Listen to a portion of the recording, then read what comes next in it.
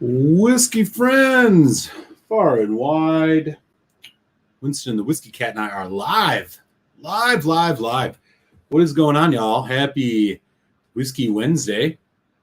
I'm Eric, your humble malt muser, beaming the impromptu. Oh, there he goes. Whiskey Tube signal from the second city of Chicago, Illinois, USA. What's good, fam? I had planned to not have any extra live shows, actually, for the remainder of the year, but I have instead decided to throw out one last impromptu live together. And tonight's the goal will be really to share a whiskey that I just got. I have not opened it yet, and feeling like I want to. So I figured the best thing to do would be to open it with you guys.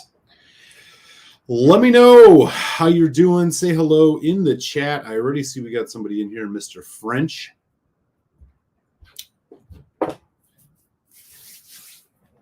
It's good to see Mr. French in the house up there in Duluth, Minnesota. What's good, buddy? How's your December going? You finding yourself snowed in yet? We haven't got anything here in Chicago. Loch Ness up in Canada. What's up, buddy? Nice to see you, man. Good to see Loch Ness in the house. Jack the Pickled Hounds here in New York City. What is good on a Wacky Wednesday? You know, that's what I'm about to find out, I think, because it's a little bit of a wacky Wednesday. And I got a bottle here and a fresh Glencairn. I think it's time to check it out, you know? I think that's what we're going to do. So let me give it a couple minutes. Let some folks jump on in, say hello. You guys might notice a little different setup here in the malt den. I've been doing a little rearranging, brought some things out that were sitting in a storage unit for quite some time, including the wall of Lafroig's behind me, which I don't know if you can see that. Oh, there we go. Wall of Lafroig's. I don't have my 2013 cartridge up there yet, but I got to go grab that. Yeah, doing a little rearranging for next year when I jump back into the rockin' program. But in the meantime, some impromptu live action. The whiskey I got tonight is a 17-year-old Balvenie. Called the Balvenie Week of Peat 17-year-old. I'm very excited to open this. And what I'm actually going to do is get this poured in the glass now, let it marinate in the oxygen, and then we're going to dive in and give this thing a little bit of an impromptu tasting. All right. I love Balvenie's bottles. They're really... They just have a nice design to them. They're elegant yet fine. They have the bubble up there, which they do intentionally. It's the shape of their stills. I think they keep that in there so they can get a little bit more extra reflux, I think. If I'm not mistaken. Ooh.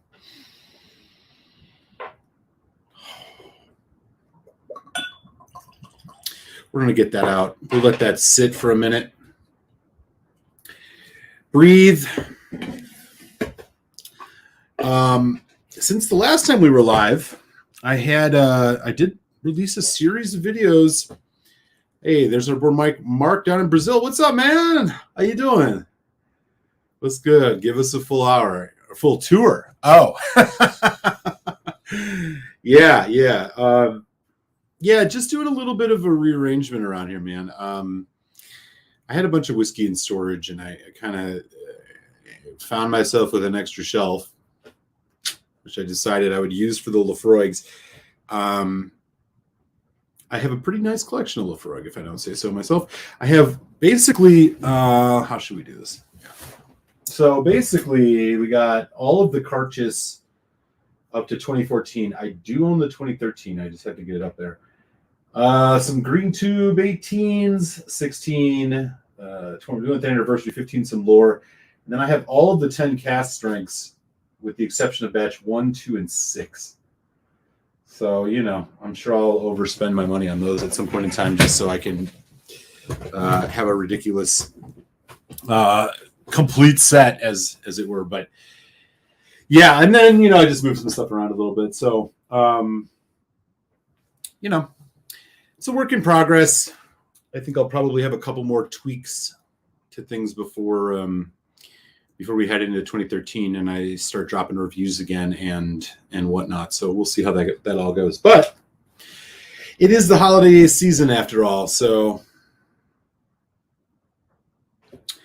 do you have a list you can share that compare and inquire? I do not have a list. No, I probably have, I don't know, a couple hundred. I don't have a full list, unfortunately. I could probably put it together. I mean, since I'm already doing all this stuff, I might as well. Basically, there's... Yeah, it would take a little bit of work, to be honest with you.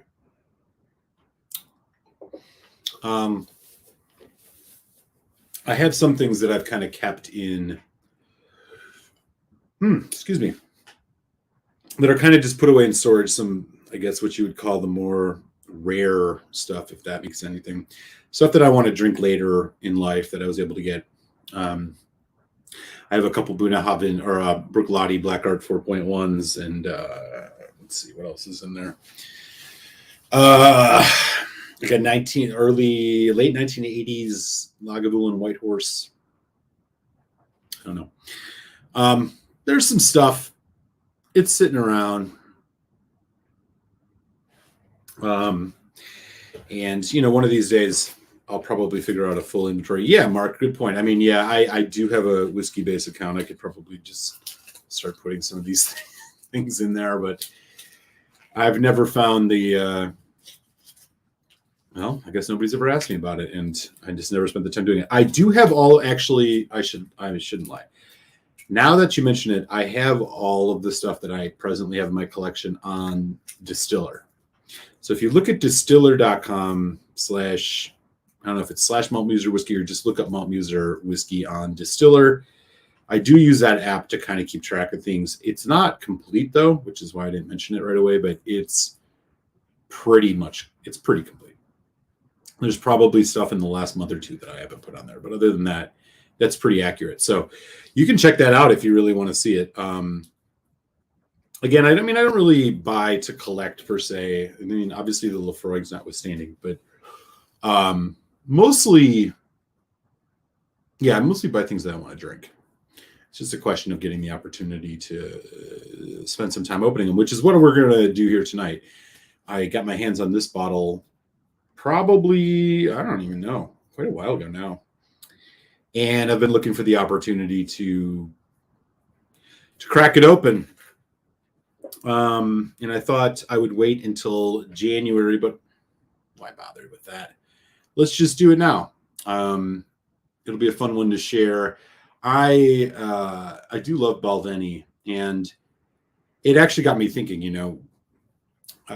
just those distilleries that are your favorite, or your go-tos, the ones that you kind of would just buy something off the shelf blindly without, having any concern that it wasn't going to deliver.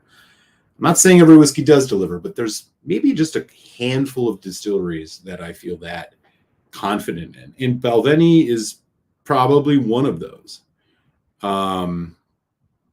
It's probably one of the few distilleries that I feel like I can buy without hesitation.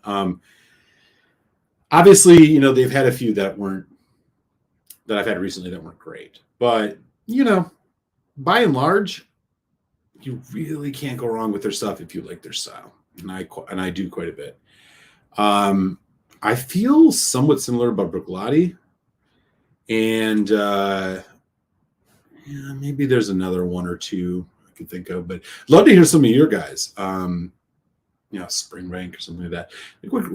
Are there any distilleries that you guys just like would just straight up buy without, looking at your phone to see what people were saying about it, or thinking back to that time you had something that wasn't good from them? I'll be curious to hear. we're at about 10 minutes with this in the glass, and we're going to get into this impromptu uncorking review relatively shortly. But in the meantime, just want to say hi to some of our good friends hanging out. What up, Chris? Over there in the Quad Cities, just across the great state of Illinois from me. Yeah. That's kind of the thing. I actually started doing whiskey reviews because of Distiller, and so I've kind of continued using it. But if you want to see the whole everything I have, you can. Well, again, with the exception of maybe a few things, you can just look up Malt Muser Whiskey on Distiller for sure. What up, East Texas? Yeah, should be fun. Hey, Rod out in Baltimore. What's up, man? You guys are into beer or want to get into beer and want to learn a few things, Rod J Beer Ventures is a channel you want to go check out. Show him some love. Hit a subscribe. He does lives every Thursday, man. Good to see you. Hope all is good with you too, man. Yeah, it's a little stupid. As I was just mentioning, I've got the 2013 Carchus Portwood up there too, but I have it. I got to get it out of the storage thing. Jax's Tobermory is his weakness. Oh, nice. That's an interesting one, man. What was your first Tobermory, or was it? Did LeChag lead you into Tobermory?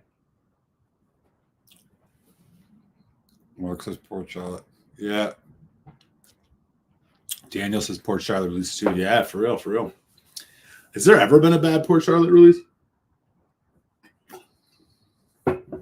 I can't really think one. I think the only line that they have that maybe has some that I wasn't like great on would have been just the regular unpeated Bruichladdich. But even that is, classic Lottie is still really good. They bottle everything at like 50%. I don't know, man. Bruichladdich is pretty flawless. It's hard to hate on them.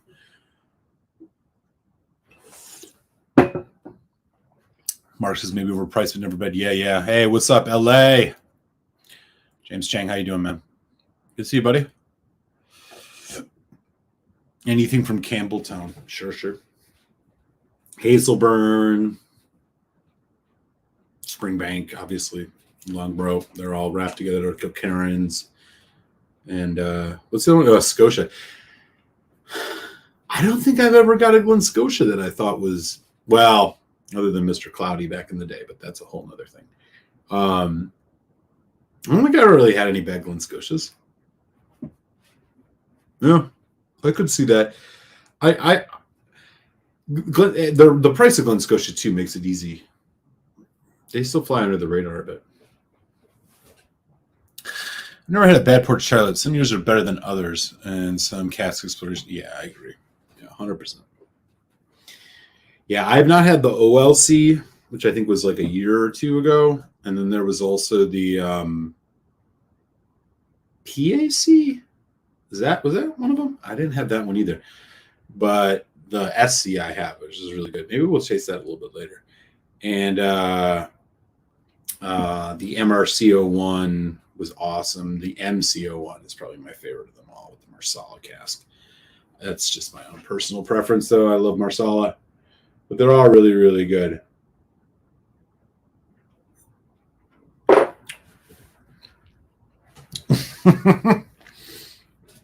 I still have the bottle. There it is. Mr. Cloudy.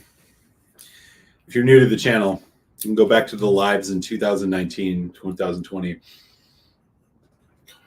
Still got it. And you can learn all about the saga of Mr. Cloudy. It's a little bit too long to explain, but maybe somebody can do it in the chat. James Chang. I didn't like the Glen Scotia double cask at first, but I like it when it opened. Yeah, I could see that. It didn't do a lot for me when I first had it, too, to be completely honest. I think I gave it like a 3.25 review, which I think I would probably still stand by. It's above average. 3 for me is average. I think it was an above average whiskey. Good price. Just didn't. The problem is the 15 is so affordable still, and it's just such a phenomenal whiskey that it kind of overshadows the double cask, in my humble opinion. What other Marsalas do you recommend? Dude, anything with Marsala. I love Marsala cast finished whiskeys. Let me think of a couple. I have a Lachag back there, distillery bottle Lachag Marsala finish, which is really, really good. Let me think. There was one other one that I loved. I just got to remember what it was now. What was that?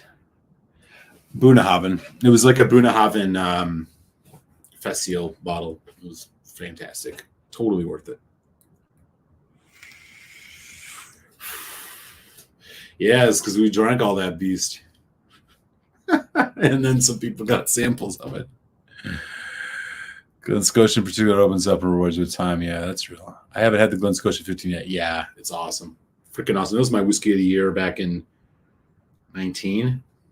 That whiskey slaps, man. It's so good. They sure do. No, Blue Spot does not. Yellow Spot has the Marsala, if I'm correct. Red Spot replaced it with something else. I think it's Yellow Spot, which wouldn't surprise me because that is my favorite of the Spot range. Or no, one of them is Malaga, right? One of them is Malaga, one of them is Marsala. I can't remember offhand, but it's not the Blue Spot, I don't think. All right, y'all. We're at about 17 minutes. Let's talk about this whiskey that I'm going to uncork tonight. And again, we got 9 folks in, man, which is so super cool. Thanks for everybody hanging out. A little impromptu Whiskey Wednesday action. So here we go. Balvenie.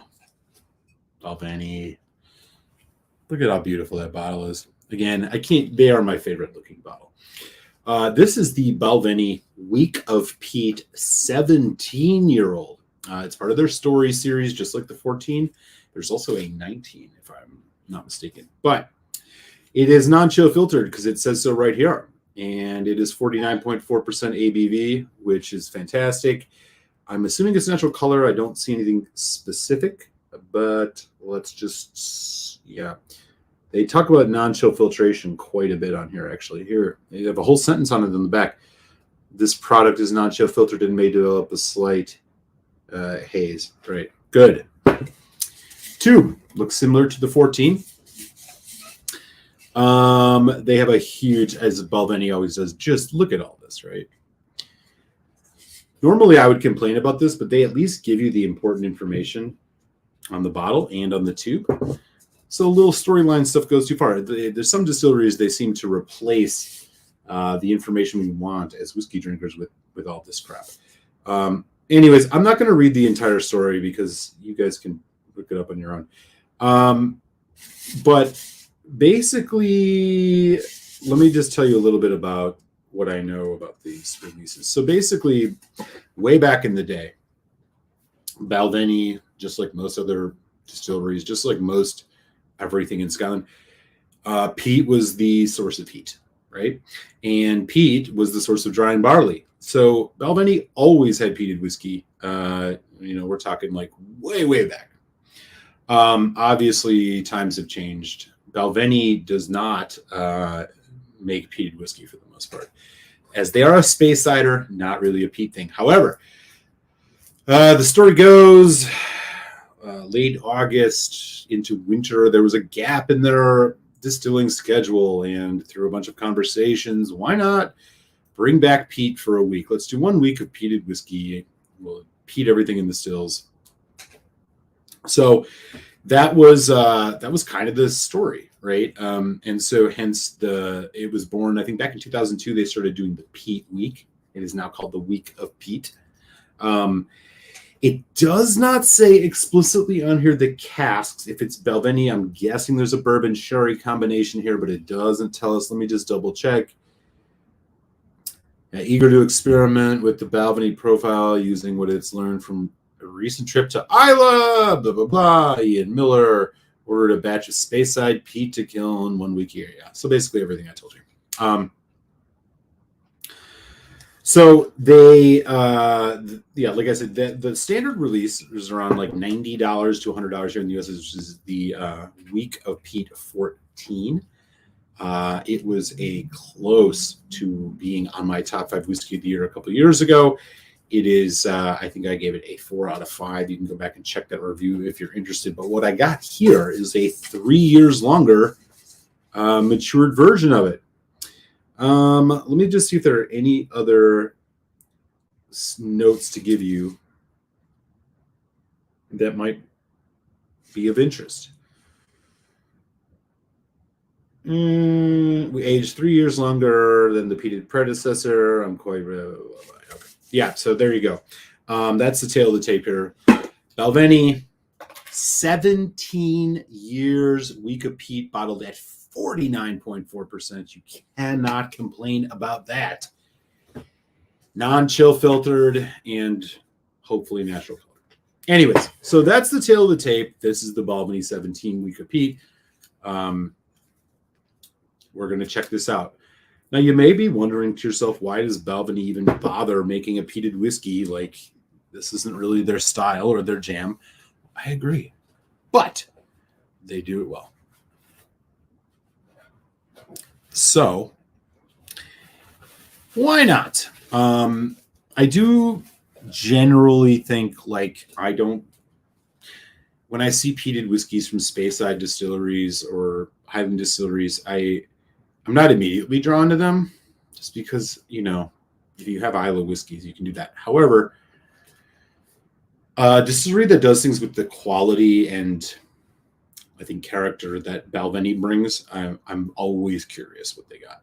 And I think there are a couple things that contribute to that. One is that Balvenie, unlike most places nowadays, they do their own floor malting of their barley, meaning that at the distillery, the barley is getting malted on the floors, germinating, smoke's coming out, or the heat's coming out, the whole thing, right? They water it, they let it sprout, they do the whole thing there. That is not the case with the majority of Scotch whiskies, where they source that from big industrial operations that do the malting for them. So there is Lefroy also does their own floor maltings. Springbank also does their own floor maltings. There's probably a couple others, but Balvenie still does, which is very cool. And they have Balvenie, to me, is one of these distilleries that has always had its character. It's the thing that makes a Balvenie has always shown up in most of their whiskeys to me. Sometimes you buy something from a distillery and you almost don't taste the malt because the cask influence is so overpowering, or they use just first fill sherry so much to the point where it overpowers everything, right? Or frankly, they just don't have anything that interesting, right? And it's not very detectable. I don't think that's the case with Balvenie. Balvenie, and I can think of a couple of their distilleries where I think the character is very, very omnipresent, right? Highland Park. You may not always like most the Highland Park releases, but you know it's a Highland Park. Because Highland Park has a very distinct character. Bunnahabhain, very distinct character. Bruichladdich, very distinct character. Balvenie is another example of that, in my opinion. Craigellachie, so on and so forth. So, without further ado, this is the color. This is the 17-year-old week of peat. Price on this, UK, about $130, which is stupid cheap for a 17-year-old. So that's, of course, immediately what made me want to buy this. It's about $30 more than the average price maybe of your 14, which, again, by the way, was like a 4 to 4.25. I'd have to go double check my review, but it was awesome. So here we go. 17-year-old week of peat. Wow. Okay, so immediately on the nose here, there's a very raw earthiness, almost vegetal note in the peat. It is strikes me almost just as strong as the 14 was. Again, I want to be clear. These are not, I don't think these whiskeys are as heavily peated or smoky than your Lefroy 10s, right? This isn't an Ardbeg 10. This isn't a Lagavulin 16. What you get here is a much more fresh, sharp, sweeter peat. And in this 17, it has a little bit more of a medicinal quality to it than it did with the 14. Quite so, actually. The nose on this is very dominated by the peat and, by extension, a little bit of smoke. But it's earthy, it's vegetal, it's raw, it's intense. Behind that is your classic honeyed, light toffee, butterscotch Balvenie notes, which show up quite nicely behind it. Oh, man. As this, just sits in the glass and you keep nosing it, boy, there's a lot going on here. It smells very much kind of like a Balvenie double wood with some peat. Like the Balvenie 17 double wood that's sadly been discontinued. It's right in that wheelhouse. I'm getting a little bit of toasted nuts, like warm nuts, basically. Almond. Marzipan pancake thing. This is on the sweet and spicy side. There's a bit of a gingerbread, more of a gingerbread than a pickled ginger note.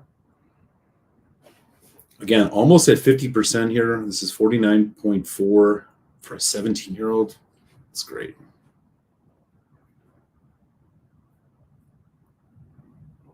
I've heard that. Yeah.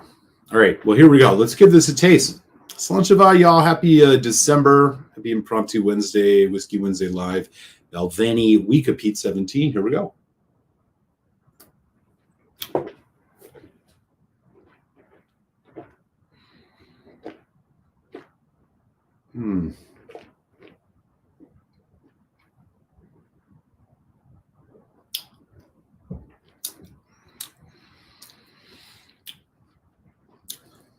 Ooh, very nice. Very, very nice. The first thing that hit me is this is really a journey.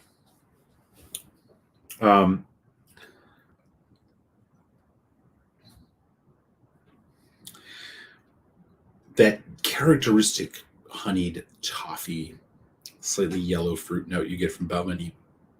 Very elegant, very oily.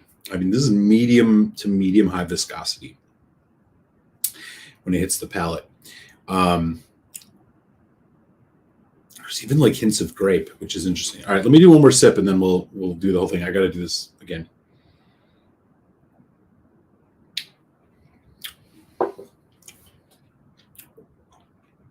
Oh, man.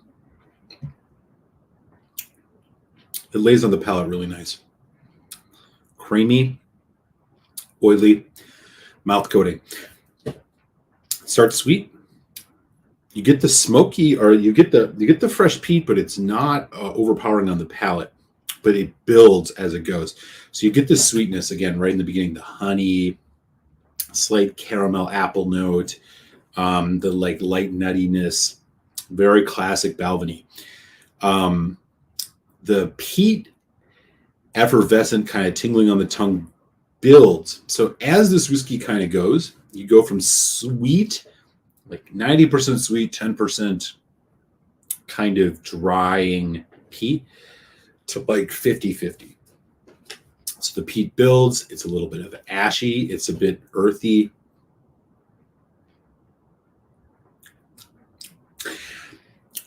These flavors start mixing. This strikes me as a bourbon cask, more bourbon cask than anything. There might not be much sherry in here at all. But as it goes, the ashiness, the smokiness just gets stronger and stronger. It doesn't take fully away. You're still getting that kind of hazelnut, dark chocolate. These are all very lighter notes, right? They're not overpowering on the palate, but it's a medium to long finish. It's just that ashy kind of peat smoke builds through this and stays all the way through the finish. in a way, compared to the 14, I found the 14 to be a little bit fruitier and quite frankly, like a less, little bit more of a abbreviated finish. This one is a bit more of a journey, and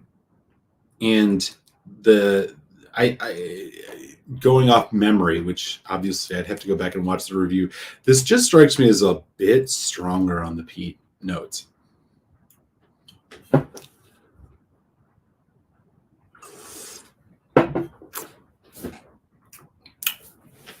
Well, let's put some water on it. I got the Glenmorangie pitcher here.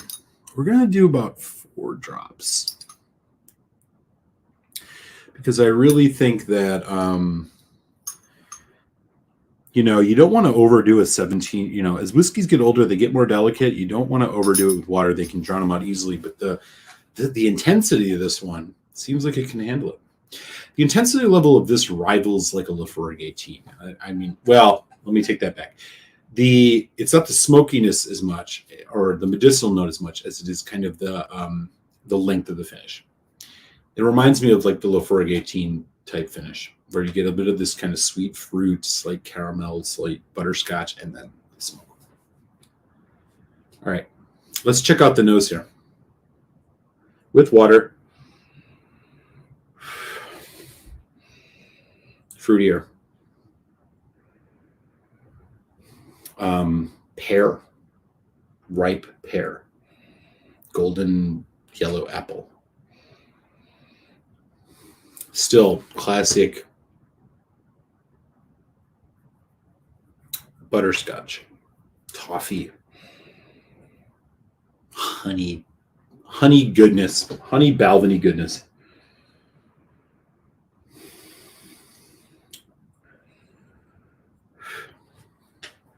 Okay. Not much change on the nose, really, other than just a bit fruitier. Maybe it's toned down the peat a little bit. It might be a bit more in balance. Let's give it a taste.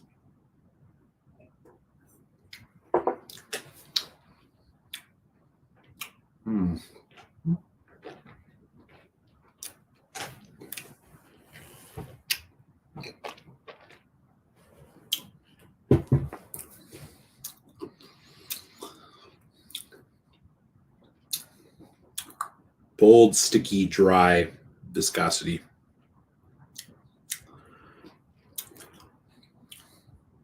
It does give this a bit more. I think the water has actually helped this a little bit. It's obviously this was a neck pour, so this is what it is. But I think this is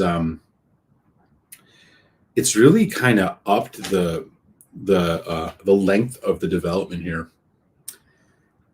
These fruitier notes, these sweeter notes seem to kind of be balancing out. Before, as I was saying, as the peat was kind of becoming more and more overpowering, now it seems to be kind of staying in balance all the way through. So this is a whiskey I would recommend some water on. I mean, I recommend a couple drops of water on any whiskey, but this one seems to have really benefited. Finish is it's not quite as dry now. I think this has really actually gotten better with water. Let me do one more sip. Oh, there's even some like fresh fruit, strawberry kind of things coming through here. God, I'm an unabashed Balvenie homer. I really am. The more I've gotten into this distillery, the more I just really appreciate their kind of understated complexity, the elegance of their whiskey. Yet it's not, super refined, right? I mean, they bottle with non-chill filtration. They bottle it respectable ABVs. This one's 49.4. I mean, show me a list of whiskeys you can buy that are 17 to 20 years old that are bottled over higher than this, right? There ain't that many. The other thing I want to say is that the oaky barrel notes of this seem muted, which is quite nice. This is not a very oaky whiskey. Here we go.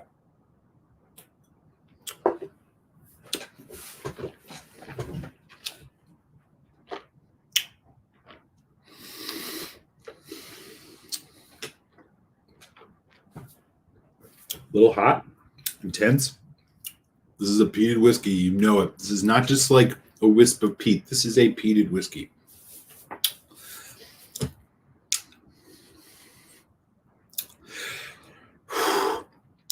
Cooling kind of peppermint thing at the back end. Maybe a bit herbal. Okay. Here's what I got to say about this. The water has done this a lot of good. I think, especially on the neck pour, this is a bottle I want to let sit here without the cork on for a couple hours. I'm very excited about where I think this whiskey is going to go. Much like the 14, I think this is going to get exponentially better as it goes. But as it stands right now, competent, good flavor, a little bit intense. I mean, that's what you expect from a peated whiskey. But at 17 years, I'm thinking compared to the 14, I almost find this one to be a bit more volatile, which is curious. I sadly do not have a 14 to compare this to, but again, going back to my review of it, I do remember, I think, instantly liking that one just a tick more. However, I think as this one goes, I think as this settles down a bit in the bottle, I do think this is going to be, I think this is going to be a real winner. As it stands, I'm right in that kind of 3-5 per limb score range, which is well above average for me. That's, on the 100-point scale, of course, that's in that like 80. This is probably like an 86, 87. Very competent and at a really great price if you ordered from the UK, which is like $130 right now, which is stupid cheap for a 17-year-old whiskey.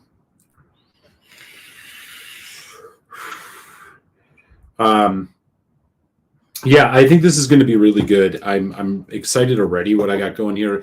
Just as we've been talking, there's this like apple cinnamon jam or jelly kind of thing that's just been going through, like sticking on the palate. It is so nice. So nice. It's warming. It's subtle.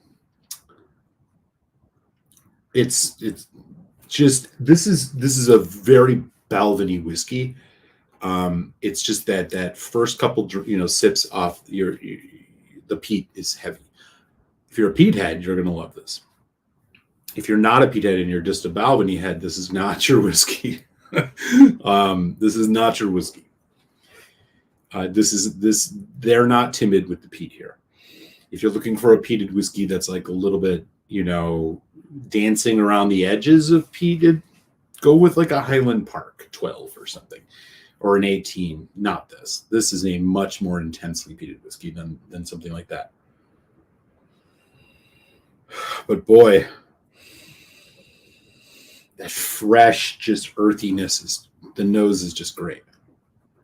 All right.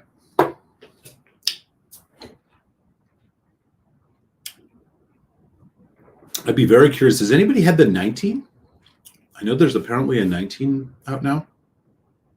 As it stands, I mean, this is, I would not be surprised when I do a full review of this in 2023. If this is right there with the 14, if not a tick higher. As it stands right now, I think the 14 that I reviewed was pretty far along in its oxidization versus this one. And if you don't know, that just means the amount of oxygen breaking down the whiskey. There's a sweet spot every whiskey gets to. Too much oxidization for a couple of years would be a bad thing, but for a while, especially in the beginning, it's a good thing, I think. Water helps with that as well when you're drinking it. I think this whiskey is going to go in that direction. Very nice. Maybe just slightly misses the mark. I think the one thing that I would have expected off the bat was just honestly a little bit of a tamer, richer whiskey. Even though the viscosity was there, I expected it to be a little bit richer, and honestly wasn't quite expecting the phenolicness that I got out of it. But these are just slight things. I think this is really good. It's another great Balvenie. I mean, there's not that many that aren't. So, yeah, I'm going to sit at 3.5 on the prelim score here. We'll see where this goes. I can tell you right now, just by the finish, I'm really enjoying it. I can't wait. Again, 49.4% non-chill filtered, 17-year-old age statement, Balvenie week of Peat. So that's that. I think I'm going to potentially may do another dram of this, or should I follow it up with something else? I'm not quite sure. Actually, I think I know what I'm going to follow it up with.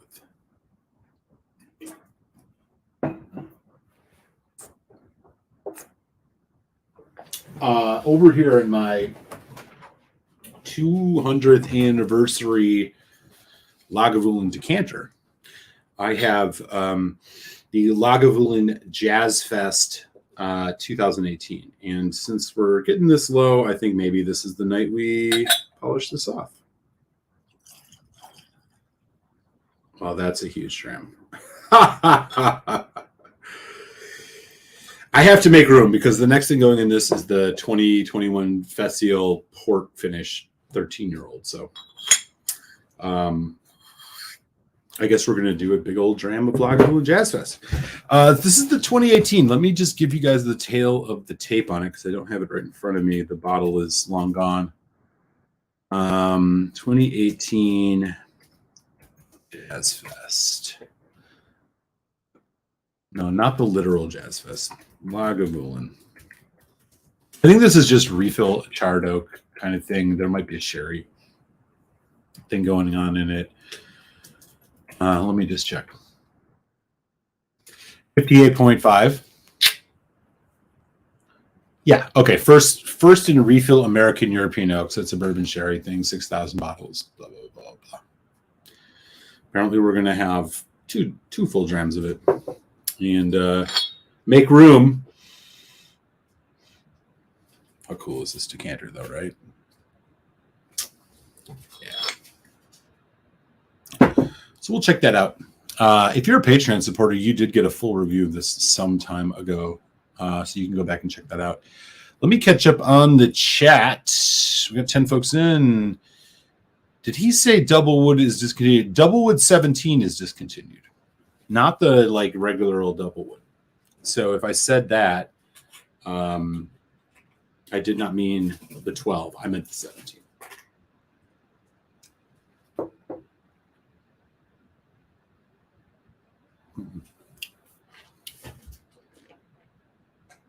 Well, then he had a 17-year-old Doublewood. That is discontinued. You cannot find it anymore. I mean, you can find it, but they're not making new ones, basically. The regular 12 is not discontinued. Sorry about that. Elegant is the perfect descriptor of Balvenie, and that's why no one else wears it. I saw it less refinement. Yeah.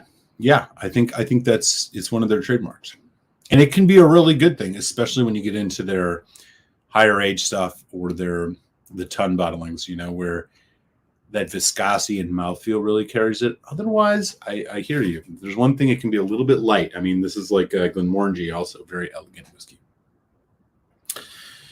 Wow, that's very high. Is that? Has anybody tried Gold Spot 7? I've got a bottle on the way. I'm excited for that. Brad over in Detroit.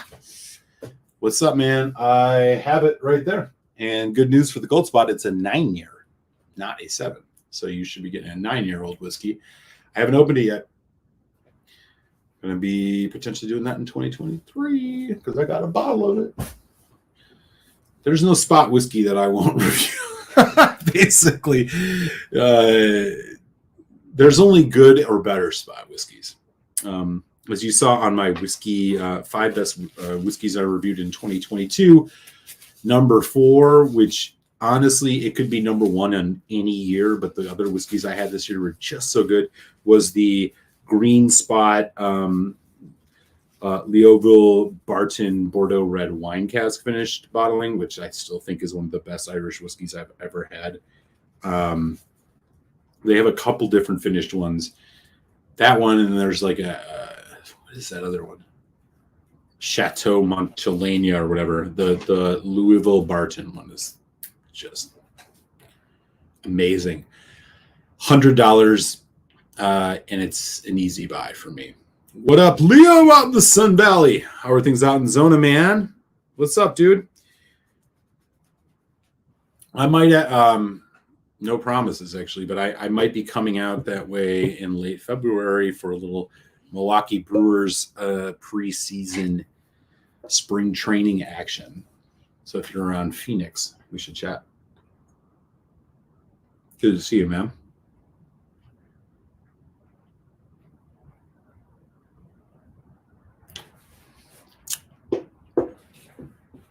Yep.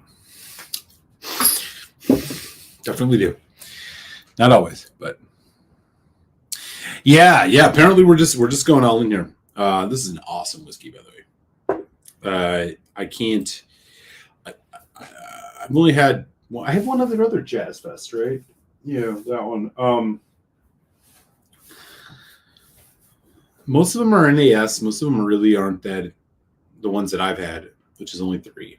Probably not worth the money unless you're just like a big Lagavulin person. But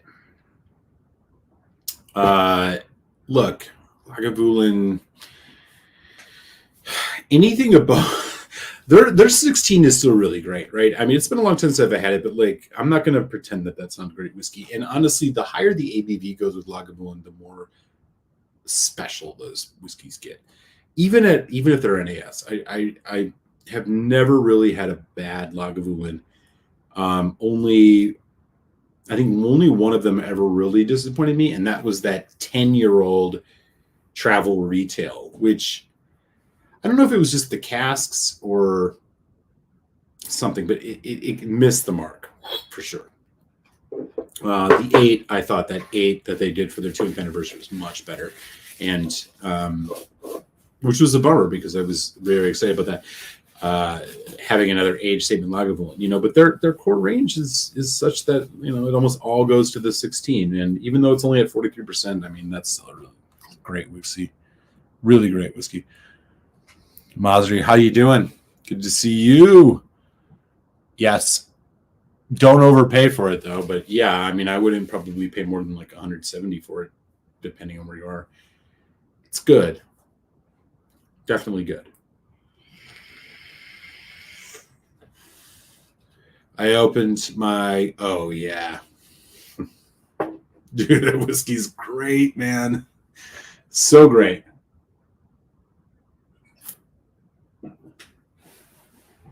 Probably, like I said, I mean, probably my favorite.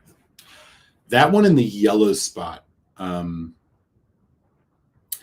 probably my favorites of the Spot range. I have not had the Gold Spot yet. As we were just talking about, but yeah, the Yellow Spot, which is consistent. This is the 12-year, the 15-year Red Spot. It was good, but it wasn't worth the extra $50. And honestly, I remember I had it at a bar in London, and I was very excited to try it. And I can't remember if it was Marsala or Malaga cask that they used in that. I think that's the one that they used Malaga cask in. I should just go find my Yellow Spot. But I don't know. For whatever reason, the Yellow Spot was just better. And it wasn't, I love the Malaga cask and I love the Marsala. So it just didn't quite do it. Yeah, man. Little Cactus League. Anyone try the art? No, not yet. I've only had the, I just did a 3 Whiskeys That Surprised Me video. If you saw that. Ardnamurchan, the standard release, one of the standard releases, was on that. The Cask Strength is on my list for next year, though, because I think that distillery slaps. They got a lot of good stuff, man.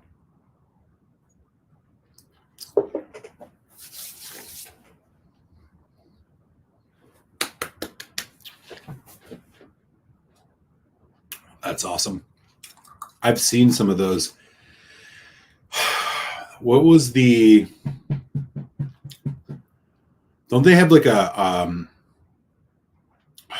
shit. Let me think.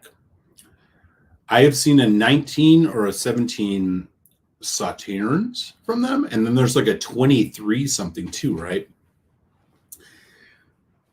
I would love to get my hands on one of those one of these days. Is the exchange value at market price? I'm sorry, I don't know what you're referring to. If you can share a little bit more, my friend, that would be great. Alpha Crown, what's up, Vancouver? How you doing? You did. You missed the Balvenie 17-week of Peat. Good whiskey. If you like peated whiskey and you like Balvenie, but more if you like peated whiskey, this is good. What you vaping? Oh, pure cannabis, man. No, I do live in Chicago, where the weed stores are open all night. It's pretty nice. That said, no. This is just this is Halo Tribeca sweet tobacco, 0.3 milligrams, the lowest milligram thing. I used this to quit smoking, and so now I got to quit this. But baby steps. Hey, Kenneth. How you doing, buddy? Drive safe, man. Good news. We want my father-in-law the Redbreast 21 for Christmas. Now I'll get to try. Oh, shit. Redbreast 21. That is a respectable whiskey. You won't be disappointed. And neither will he. I don't know how anybody could be disappointed by that whiskey. It's honestly, everything that they do is. They're another one of those distilleries where I think the only thing I ever bought from Redbreast that I was a little bit disappointed by was the USA small batch. It was just kind of like it didn't do much, and it was hyped, at least in some circles, and the price on it was a little bit ridiculous. It was like $100 some, no age statement. It was nowhere near as good as the 12 cask strength, which I think is still like the best value Irish whiskey you can buy, one of the best Irish whiskeys you can buy, period. And it's only like $75 by comparison to other premium Irish. But everything I've had from them has been good. And the 21 and the 21 freaking blew my mind. So enjoy that, man. That'll be a really nice treat for the holidays. Marks is the Ardna casting consultant. Yeah, I can't wait to get my hands on that, man. Hey, the across the pond. He's wearing a beanie too. Is it a Milwaukee Bucks beanie though? I'm gonna guess not over in Britain. How are you doing, man? It's great to see you, James Chang. I'm sorry, James Morgan, my bad. James Chang is right here. It was the next thing I was about to read. Peter already explained he can return a bottle without a receipt for exchange value in Canada. Oh, can we do that here? I don't think we can do that here. That would be news to me. You Canadians are always ahead of the game in some ways, aren't you? Did y'all get hit with any of that bad weather yesterday? Cool. All right, y'all. So, yeah, anyways, Lagavulin quick-sized dram, if there ever was one. Apparently, I'm going to just drink 2 drams worth.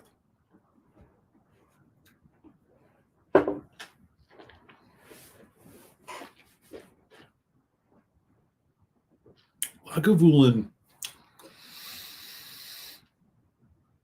Okay, we're going to play a little game. Since we've been talking peated whiskey tonight, we just had a Balvenie 17. We just chatted about that. Now we're drinking Lagavulin. Out of all of the Islay peated, heavily peated distilleries, what are your top 3? And put them in order. 1 being your absolute favorite overall. All right, you figure out whether it's, well, there's a 1 bottle I love from this one place, but I like 2 others from the other. You figure it out. What are your top 3 Islay heavily peated whiskey distilleries? Yes, Bruichladdich is included. Bunahaven would be a stretch, but I'd love to see if anybody puts it there. Drop it in the chat, and I'll give you mine. It's not an easy question. It really isn't, because you end up in this scenario where, at least for me, I have my favorite core range, but I have my favorite overall, and they're two different ones. So maybe if you want to share your favorite core range and then your top three, drop it in the chat. I'll get mine loaded up here too, because this will be fun. I'm going to be really curious. Here's my guess. I'm going to guess that the majority of you are going to pick Ardbeg or Laphroaig, and I'm guessing we are not going to see Kalila on the list. That's just my guess. So pop it in the chat. I'd love to hear what you guys got to say, and then I'll share mine, and then we can chat a bit about it. While I tip this Lagavulin Jazz Fest, at the end of this Lagavulin Jazz Fest, gonna have to wash out the Lagavulin decanter. And if you're just joining, again, Balvenie Week of Peat 17, really, really, really good whiskey, and shows a lot of promise. All right. Let's see here. 40 plus at night down in Texas. Stephen Connor, how you doing? It's Wednesday.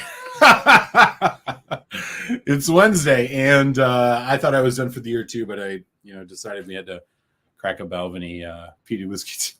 So I am done for the year in terms of everything else. This will probably be the last live stream. I didn't plan to do it, but inspiration being what it is. So I thought I'd hop in. The question is your top three heavily peated Isla distilleries, and then if you want to share the distillery you think has your favorite core range, because I think those things can be two different things. Like your favorite Isla distillery may not be the one that has what your favorite core range is. So that's what I was thinking. Laphroaig Ardbeg Springbank. There you go. Ardbeg is number 3 for Daniel. Bruichladdich, Bunahaven, Laphroaig, or Ardbeg tie. You good, brother? Don't worry.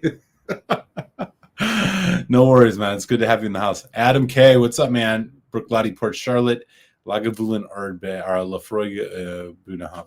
Okay. Gotcha. Port Ellen, Laphroaig, Ardbeg. A lot of Ardbeg love, a lot of Laphroaig love. Haven't seen, we got one Lagavulin out there. Haven't seen any Kilchoman, haven't seen any Kahlua. Which, again, as I expected.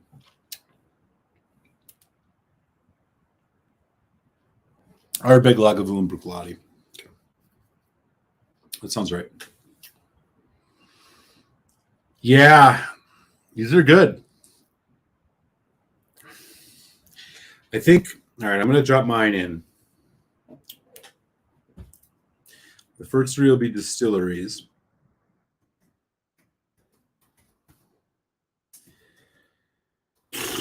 Oh, this is not easy. This is not easy. I wish it was easier, but it's not.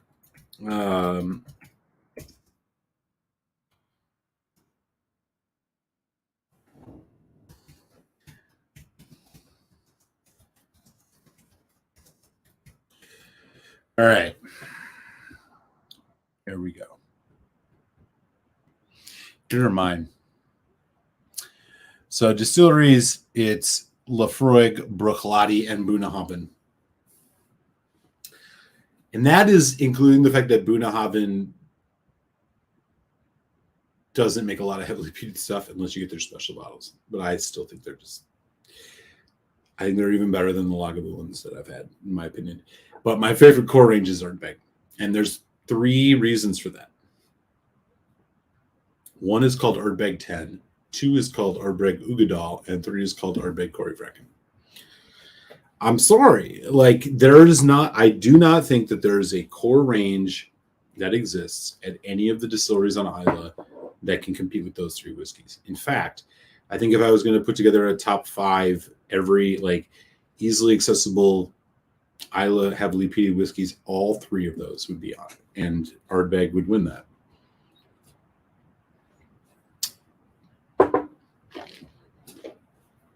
Lafroig is, for me, is the best because I think their 10 cask strength is for the money.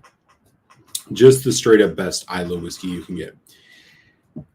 Outside of that, their cartridge releases are always high quality and interesting.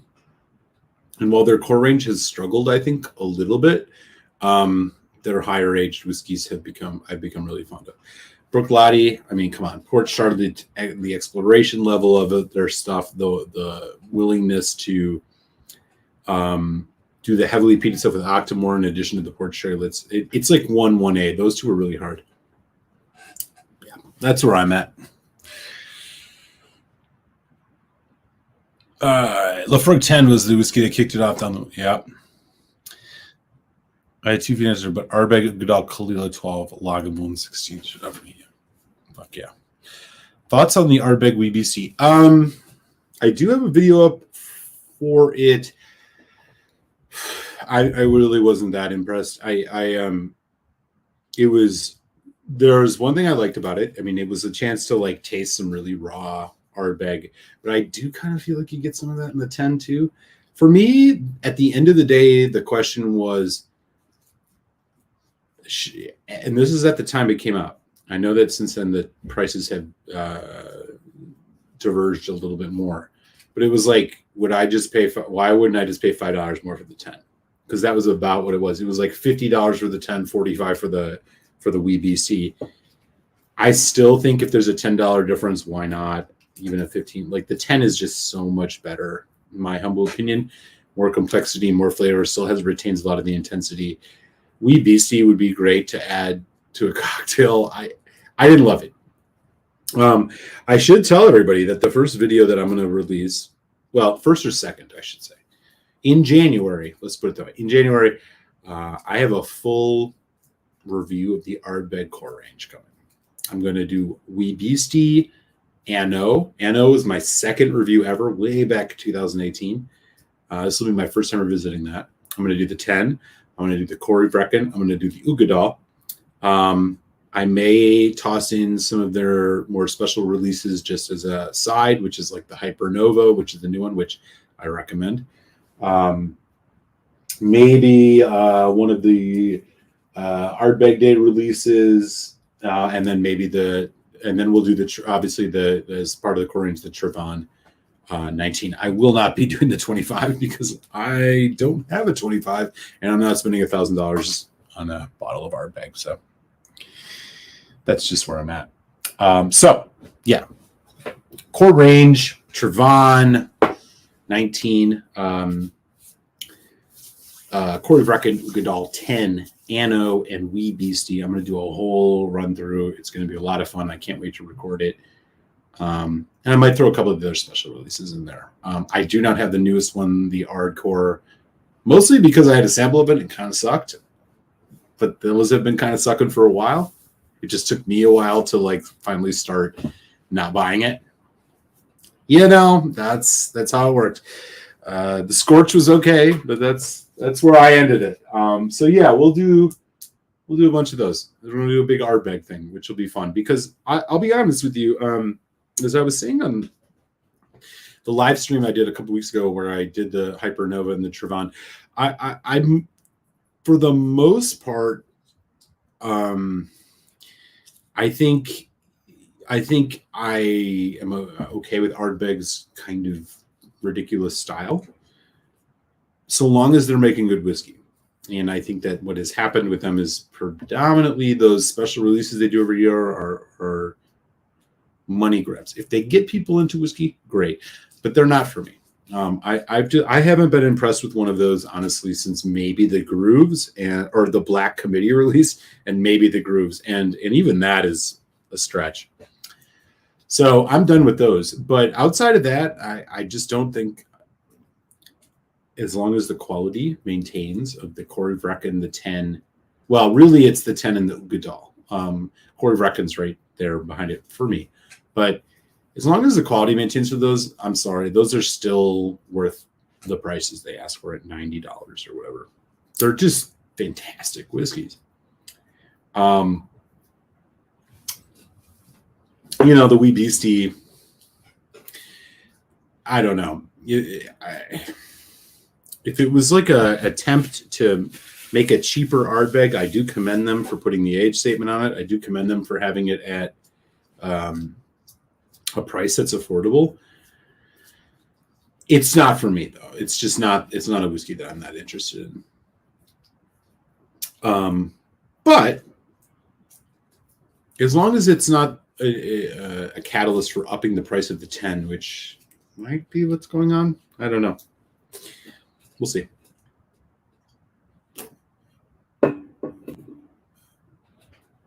You too, buddy. Yeah, definitely. Even Lefroy core range, Sefford mid range out. Yeah, they've really, and also Alpha Crown. I would add. I mean, they had a good year in 2021. Other than the weird double release, they released 2 batches of the 10 cast strength, and one of them was not nearly of the quality as the other. The 13 was very good. The 14 was a little questionable. Outside of that blemish, 10 sherry oak, 48%. I mean, come on. Some people might have said, it's too sherry or whatever, but like at the end of the day, for a core range that desperately needed a sherry whiskey in it, they did a pretty good job, and it's not that unaffordable. The Carchis 2021 PX cast strength was one of the better ones, in my opinion. They had a really good year in 2021. This year, I think, has also been good, right? You have the Carchis 2022, the Warehouse One, back to a traditional bourbon cask Carchis release, which is, I think, the first time we've had a bourbon cask only Carchis release since arguably the 2017 quarter cask. But of course, those were quarter casks. I don't know if they were ex-bourbon. So like some of it was quarter cask, probably some of it was ex-bourbon. But then you got to go back to 2015 with the 200th anniversary. Like they hadn't done a bourbon cask for a while, and I thought they did it really well. It's a good whiskey for $90 to $100. I mean, unlike Ardbeg, where it's like there's a row of Ardbeg Ardcore limited releases at the Binnies by my house here in Chicago. It hasn't moved. I haven't seen that thing get shorter in 6 months because nobody's buying it. It's $130. I paid that for a committee release of the Grooves, and I thought that was a lot.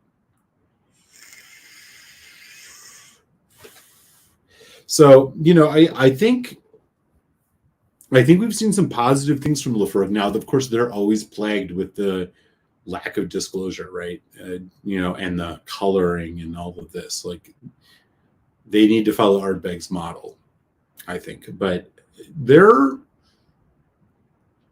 that 10 sherry oak, good to see. It wasn't maybe the grand slam we want, but it was a home run, I think. Maybe a solo home run, but it was a home run. There's been a lot of change over there too, right? I mean, you got a new master distiller. They released the first cast strength 10. Obviously, he didn't have a ton to do with it, but like the 15, batch 15, which was again returned to form after that questionable 14. It'll be interesting to see what Lefroy does next. For the first time in a while, I'm excited about Lefroy. I've always loved them, but they've never been, other than the Carchis, like I can't remember the last time I was very excited about what they were doing because they haven't really done that much in honestly years. That was of note. So interested to see what happens with Lefroy. I think Ardbeg, again, as long as they keep their core range going, we're good. I think Brook Lottie is going to continue to put out fun, exciting, innovative whiskeys because that's what they do. Kalila is just going to be Kalila. Like, if you're buying, like, if you're going to spend your money on Kalila, as I've said, and I'm not the first one to say it, and you just buy independent bottlings. Don't buy their core range stuff.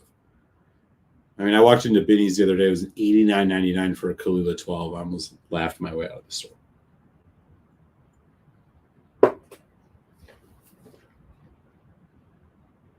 Crazy price. You can get indie bottles. There's so many independent bottles of Kalila. They're all going to be at higher ABV and better. Buna is always good. I mean, what is there anything you can complain about Bunnahabhain about? Really? Maybe you just wish I just wish some of their other special releases were more available here in the United States. But 12 is great. 18 is great. I mean, that Studa Dare or whatever it's called, NAS one that they did is pretty good. Can't complain. Right? I mean, so the state of things at a lot of these distilleries is good. Lagavulin, they have their own model, it seems like, and they're just rolling with it. 8 and 16 Offerman editions, which I think is a cool look. All those Offerman editions have been pretty good. Maybe the first one was the worst. I don't know. But Lagavulin's just going to be them. It's a little lamentable that their 12 cast strengths are getting so expensive, but the one in 2021 was definitely a return to form, and the new one, interesting. Maybe not my favorite, but still not bad. And then you got Kilchoman, not one of my favorite distilleries, but I respect what they're doing, and there's a lot to be said about there. So there's a lot of stuff going. There's a lot to look forward to in Ireland. All right, let me catch up here. We got 15 folks in. What's up, y'all? I've moved to searching out the only vintage Ardbegs pre-knit. Tired of modern Ardbeg shenanigans with their special releases. That's fair. Have you ever had the 21, which they did? I don't know if it would it have got past those years? Be just quite. Or like the 20-somethings, they did the 21, 22, 23. Did you have any of those, Stephen?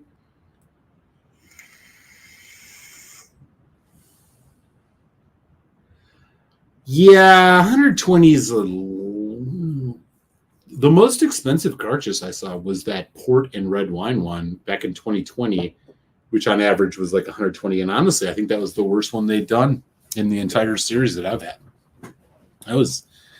That one, if anything, missed the mark.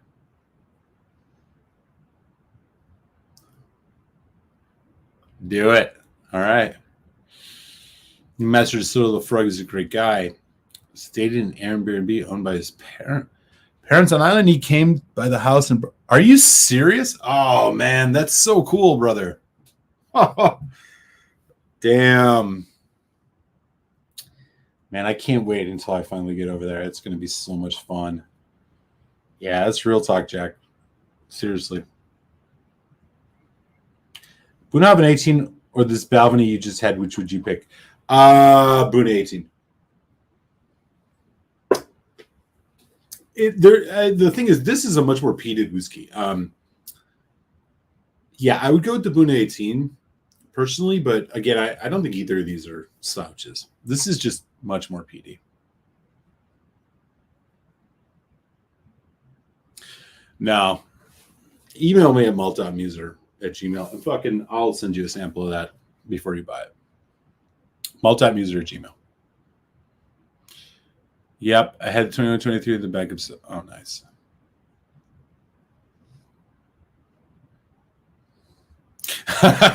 Yeah, I know, right. I totally get it. I can totally see that situation. That's awesome. Good stuff, Stephen. All right, y'all. I'm gonna wrap things up here. So yeah, this is gonna be it. I'll see everybody in 2023. So if you're celebrating Christmas, Merry Christmas. If you're celebrating other holidays, I hope you have a very, very wonderful one. And have a great Happy New Year. This is the Malt Muser ending the signal here from Chicago, Illinois for 2022 for real this time. Keep your eyes out for the Balvenie 17 week of peat. This is a whiskey that I think is worth it, especially for peat heads. Check it out. And with that, I'll have another live stream sometimes early in January. And of course, have a couple more reviews coming to you. So appreciate you all. Stay safe. Be well. I hope you get some good family time. With that, cilantro.